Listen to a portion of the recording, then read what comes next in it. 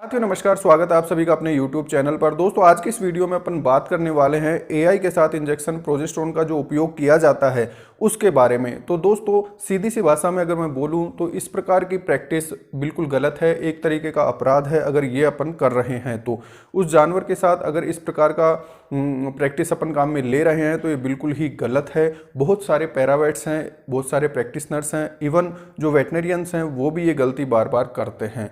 इस गलती की वजह से अगर एनिमल कंसीव होता होगा तो भी वो कंसीव नहीं हो पाएगा। तो आज के इस वीडियो में दोस्तों इस माल प्रैक्टिस के बारे में अपन डिस्कस करने वाले हैं, जिसमें एआई के साथ कुछ लोग ठंड के टीके के रूप में प्रोजेस्टेरोन का उपयोग करते हैं, जो कि नितांत गलत है, बिल्कुल गलत है।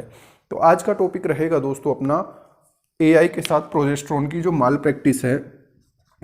एआई के साथ प्रोजेस्टेरोन जिसे लोग ठंड का टीका बोल के बहुत गर्व के साथ उपयोग में लेते हैं, इस माल प्रैक्टिस, इस गलती, इस त्रुटि के बारे में आज के वीडियो में अपन डिस्कस करने वाले हैं कि ये गलत क्यों है।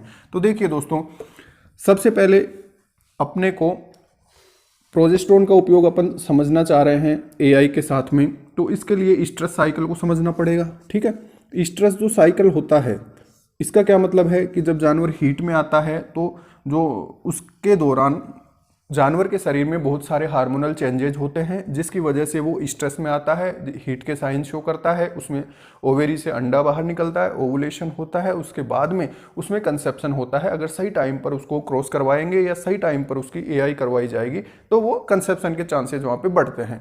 अब देखिए दोस्तों, स्ट्रेस जो फेज होती है इसमें क्या होता है, स्ट्रेस साइकिल की बात कर रहे हैं अपन।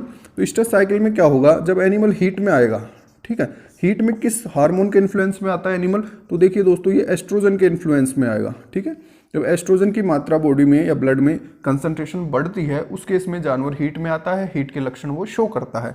जब एस्ट्रोजन बढ़ता है तो प्रोजेस्टेरोन का जो लेवल होता है ब्लड में वो डाउन होगा। ठीक है, ये दोनों एक दूसरे के एंटागोनिस्ट होते हैं, एक दूसरे के विपरीत इनका प्रभाव होता है। तो जब एस्ट्रोजन बढ़ेगा ब्लड में उस कंडीशन में प्रोजेस्टेरोन की मात्रा डाउन होती है। अब जब एनिमल हीट में होगा उस समय पे एस्ट्रोजन पीक पे होता है, एस्ट्रोजन पीक पे होता है, यानी ब्लड कंसंट्रेशन एस्ट्रोजन की हाई लेवल पे होती है, जो मैक्सिमम लेवल होता है उसका उस पे पहुंच जाती है, जिसकी वजह से क्या होता है, एलएच सर्ज होता है। एलएच सर्ज का मतलब क्या होता है, एस्ट्रोजन की मात्रा बढ़ने की वजह से किसकी मात्रा बढ़ती है, एलएच जो ल्यूटिनाइजिंग हार्मोन होता है उसकी मात्रा बढ़ती है, जिसकी वजह से ओवेरी से क्या होता है, ओवम रिलीज होता है। ठीक है, ओवेरी से क्या रिलीज हो गया, ओवम रिलीज हो गया। अब उसके बाद में जब अपन उसकी एआई करेंगे या नेचुरल क्रॉस करेंगे तो उसके पास में ओवम के पास स्पर्म के पहुंचने से इन दोनों के बीच में क्या होता है, फर्टिलाइजेशन होता है। और फर्टिलाइजेशन होने का क्या मतलब समझ सकते हैं अपन कि एनिमल में कंसेप्शन हो गया। ठीक है, यानी एनिमल क्या हो गया, प्रेग्नेंट हो गया। ठीक, तो ये सीधी सी बात है, ये सामान्य सी बात है कि जब ब्लड में एस्ट्रोजन बढ़ेगा तब प्रोजेस्टेरोन डाउन होगा। एस्ट्रोजन के बढ़ने से और प्रोजेस्टेरोन के डाउन होने से एलएच की मात्रा बढ़ती है, जिसकी वजह से ओवुलेशन होता है और फर्टिलाइजेशन होने के चांसेस बढ़ते हैं। ठीक है, ये बात अपने समझ में आ गई। अब माल प्रैक्टिस क्या है, गलत प्रैक्टिस क्या है, लोग क्या करते हैं, एआई के साथ प्रोजेस्टेरोन को ठंड के टीके के रूप में लगा देते हैं। ठीक है, क्या बोलते हैं इसको, ठंड का टीका।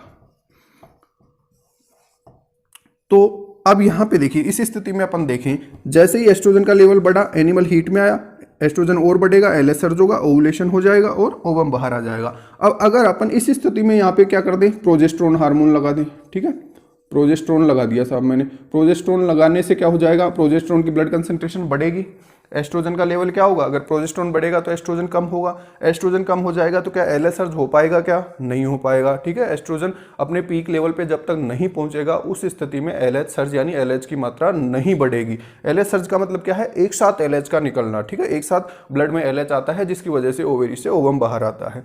तो इस स्थिति में क्या हो जाएगा, जब प्रोजेस्टेरोन लगा देंगे तो एस्ट्रोजन की मात्रा क्या हो जाएगी, डाउन हो जाएगी, एलएच सर्ज हो ही नहीं पाएगा और ओवेरी से ओवम निकल ही नहीं पाएगा। जब ओवम ही नहीं है तो अपन उसके एआई कर रहे हैं या नेचुरल क्रॉस करवा रहे हैं, कॉन्सेप्शन या फर्टिलाइजेशन होने के चांसेस वहां पे कितने रहेंगे, 0% रहेंगे। ठीक है, एनिमल में कंसीव होने के कुछ भी चांसेस होंगे तो वो इस प्रोजेस्टेरोन के इंजेक्शन से बिल्कुल खत्म हो जाएंगे। तो एनिमल कभी भी कंसीव नहीं होगा अगर एआई के साथ प्रोजेस्टेरोन का इंजेक्शन लगाया जा रहा है।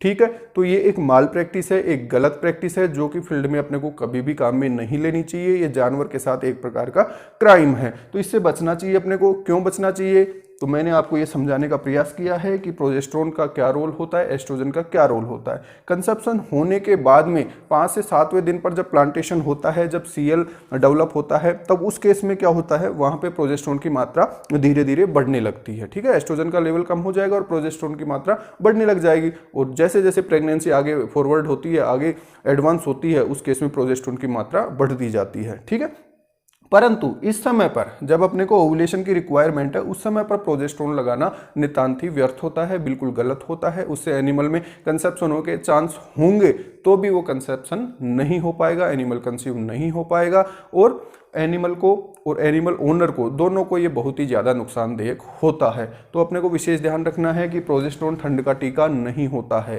ठीक है, प्रोजेस्टेरोन एआई के साथ लगाएंगे तो वो बिल्कुल भी सही नहीं है, बिल्कुल गलत चीज़ होती है।